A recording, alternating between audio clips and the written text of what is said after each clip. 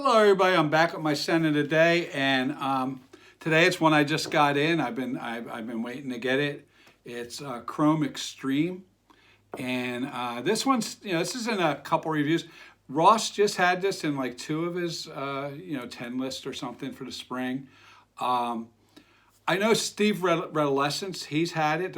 He has one on it, a really good review on it. And one of the ones recently that I found a review on this is Dallas from Chaos Fragrances. And I'm going to mention his review in particular because he mentioned something about a note that I thought interesting. To me, this is on my blue rack. I have the blues. I have the Sauvages. I have the Dylan Blue. I have Carbon up there. And they're all like ambroxan. They have a lot of ambroxan that pushes off. This doesn't have ambroxan, so I'm not sure it's that type of a blue. I'm also not sure. Some people say they can smell the chrome DNA in this, and I don't get that, but I'm not experienced like they are, so I don't know. And what happens is this gets compared a lot to, and I'm going to look down here, it's Profundo. I have Profumo, the black box. It's the blue one. And I remember when I was when I was looking for which Acqua Di Gio I was going to get, I kept smelling between the two of them. I'd go into Ultra and Sephora, and I didn't know which one to get because I liked them both. And this one smells like the blue one, Profundo with an O. And that's kind of funny. If you know why I'm looking down saying that, if your name is Craig with a CR, I might call you Greg. And if your name is Greg, I might call you Craig. That's how I am. I'm just dyslexic with names like that. So that's how I am, and that's why I had to look for that. But anyway, it's the Profumo. so anyway, that's the one it is. And some people say it doesn't really smell completely like that, but that it could remind them. When I sprayed it on, and I sprayed it on last night and I wore it today, the one I thought of in my collection was Mr. Burberry. Indigo. I thought of that, and only because of the spiciness of this. This is a really simple fragrance. It has green mandarin, then it has sea notes and juniper berries, and then it has amber and cashmerean. And so it just has those 5 notes to make it up. But then it makes up a lot of chords. It's got citrusy, it's got salty, marine for sure, and another one I thought of because of the saltiness of this is one of my wife's, and I think I'm going to get it wrong. It's Hermes, and it's Un Jardin de Sur Lagoon. But basically what all that means, I didn't say it right in Spanish or Italian, but what it means is the garden south of the lagoon, I think it is, or by the lagoon, south of the lagoon, I think. And it's supposed to be like Venice and a garden with a bunch of flowers, and then you smell the saltiness of the lagoon. And so, I got that for my wife, and I've actually tried it on myself, and I like the saltiness of that. And I think that has the C notes in it. So that's why I'm mentioning that. But that has a lot more florals.